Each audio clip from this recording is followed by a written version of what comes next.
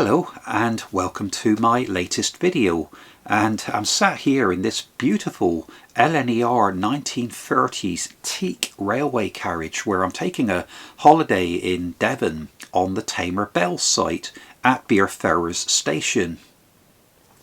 And I want to introduce this new video which I filmed at Okehampton Station. And the station reopened to regular passenger services from May 2022. It had opened 6 months earlier than that on a trial basis, and there's an hourly service from Exeter via Crediton. It's about 40 minutes or so. And it's nigh on 50 years since regular passenger services were withdrawn at Okehampton. I do remember that because I was living in Devon at the time. I think I'd have been about 12 years old by then. But the station is beautifully restored, really lovely. It's a lovely tea room there, and lots of information about Dartmoor National Park. And the Dartmoor Railway Association also have a museum, a really interesting museum about the history of the line, and also they have a gift shop too. And yeah, the passenger services were withdrawn in 1972, but the line did remain open to freight traffic to the nearby quarry at Meldon until 2011 when that closed. But the line is proving very popular since it reopened. Around about 250,000 passengers a year use it. So it is proving very, very popular, and certainly from what I saw today when I was there filming the video, the station was really crowded and the trains were very, very busy. So I hope you enjoy watching the video. The station here at Okehampton is about 25 miles from Exeter St David's, and it's high up on the south side of town, right on the edge of Dartmoor. Okehampton is a relatively small town, but it does have a growing population, and there are a number of catchment areas including Haverley and Holsworthy, and also through into North Cornwall, places such as Bude, Launceston and Camelford. The beaching report of the mid-1960s had far-reaching consequences for Okehampton, because the line heading west to Tavistock and Bere Austin was closed to passenger services in 1968, but the line heading east to Exeter did remain open though until passenger services were suspended on that route in 1972. I always remember seeing this photograph that was taken by long-serving rail employee Bernard Mills on the 3rd of June in 1972, when a number of guests and enthusiasts gathered at the station to wave off its final train service. Freight services did continue to use the line to service the railway ballast quarry at Meldon, until this was mothballed in 2011, after which the use of freight along the line ceased completely. Between 1997 and 2019, the line was operated as a heritage railway, and also during that time, the Great Western Railway ran a public service on summer Sundays. But as you can see from these photographs, the station itself was in pretty poor shape at that time.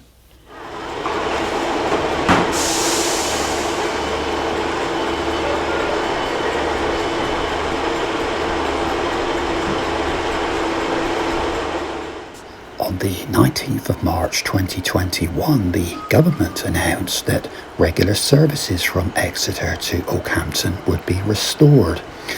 And this was to be the first reopening to be completed by the Restoring Your Railway initiative.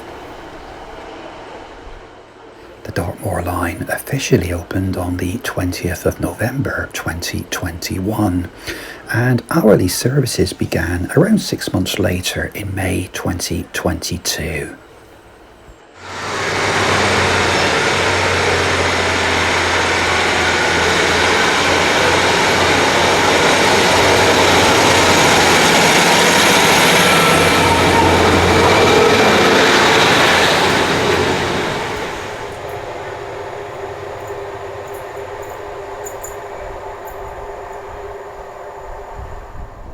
Fortunately, the track wasn't removed after the closure to passenger services, as it was still used for the transportation of railway ballast from Meldon quarry.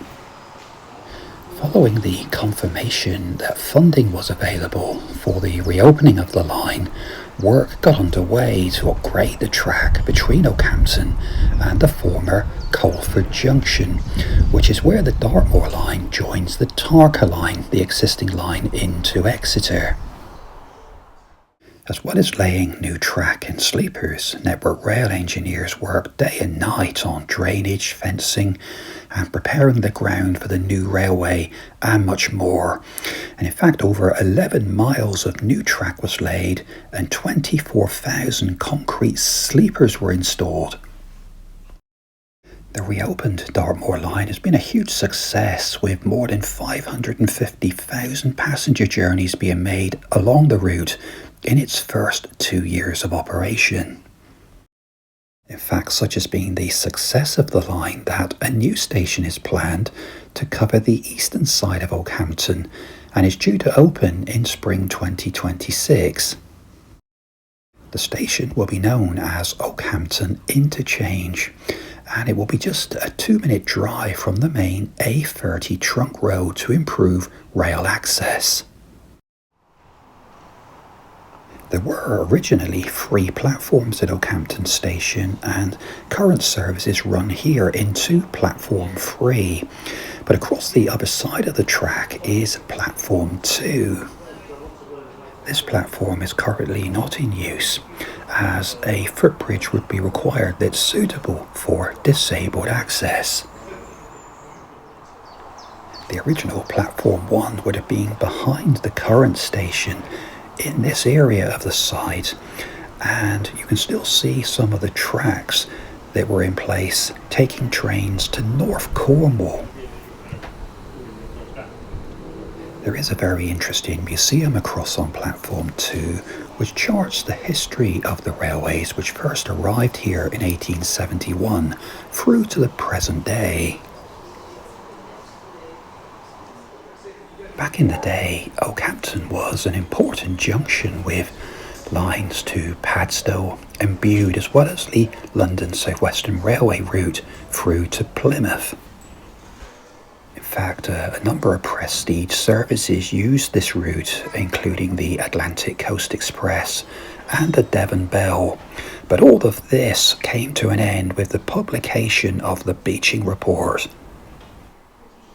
In fact, I was only 8 years old when the connection between Okehampton and Lidford down to Tavistock and Bere Alston closed to passengers in 1968, and it really did expose the vulnerabilities of the coastal route through Dawlish. I think everyone will have seen the pictures from Dawlish back in February 2014 when very strong winds and high seas severely damaged the rail line that runs through Dawlish, effectively cutting off the whole of South Devon and the whole of Cornwall from the UK rail network. I've always been of the opinion that the only immediate solution to the Dawlish problem is to reopen the former LSWR route between Exeter and Plymouth via Okehampton. In fact, it is estimated that the overall cost to the economy for the 50 days that the railway was closed was in excess of £1 billion. I think the major challenge to reopening this section of line would be here at the Meldon Viaduct, and according to Network Rail, the condition of the viaduct was a significant obstacle to reopening the line and would need to be replaced before trains could run again. I was really pleased to see this original Southern Railway signal box of 1935 still standing on platform 3. It originally had a 35 lever frame, and the box closed in 1970, a couple of years after passenger services to the west of Okehampton were suspended. The final stage in the decline of Okehampton signal box came on the 10th of July 1972 when the box was abolished and the Meldon quarry line was worked as a single line section between Crediton and the quarry. I remember how sad I felt back on the 5th of June 1972 when the last diesel multiple unit ran from Exeter to Okehampton, but I could never have dreamt back then that the line would be reopened. Fast forward to the 20th of November 2021, and it was Matt Barnes of GWR who made the first station announcement at Exeter St David's for the reinstated passenger service between the two stations. I would like to think that one day the former route connecting Okehampton with Bere Alston via Lidford and Tavistock would reopen, although I do think this is unlikely to happen in view of the extensive work required at the Meldon viaduct. Perhaps more likely is to reconnect the route between Bere Alston and Tavistock, although at the time of making this video the political climate is such that a number of these projects to reopen abandoned lines have been either cancelled or postponed. Having just the one railway line, that's the Dawlish line to Plymouth, makes the county of Devon and the whole of Cornwall really vulnerable, because if that railway line is disrupted, you can't reach stations to Newton Abbot, Totnes, Plymouth and the whole of Cornwall that easily. The reopening of this line to Okehampton really is a story of the phoenix rising from the ashes, and it's been such a success with over 500,000 passenger journeys in its first couple of years. The line has won a number of awards, and there are also so many community benefits to tourism and the connectivity of local communities in this part of Devon. Join me next time when I'll be taking a journey along one of the finest steam railways in the country, the Dartmoor Steam Railway, which connects Paignton with Kingswear.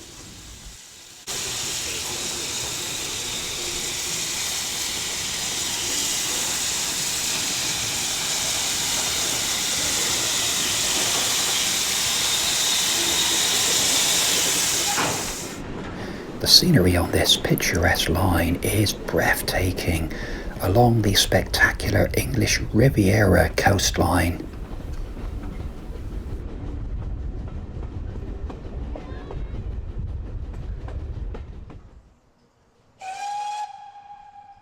There are some wonderful steam locomotives in operation on this railway, including this GWR Class 5205 Goliath, which returned to service recently following a major overhaul.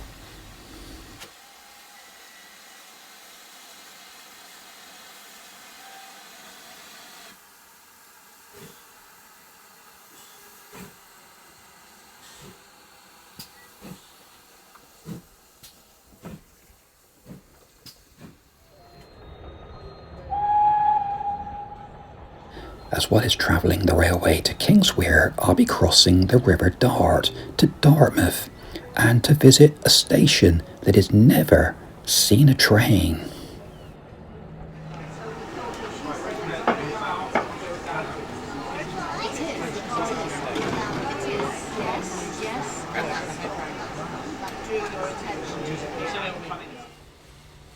Despite my roots being in the West Country, I've never travelled this line before, and I'm really looking forward to making this journey. I'll witness the unfolding story of this scenic holiday line at Paignton, where the start of the preserved section of line begins, which continues beside the sea at Goodrington through to Churston and the dense woodland areas around Greenway, and finally down to the terminus and the beautiful River Dart.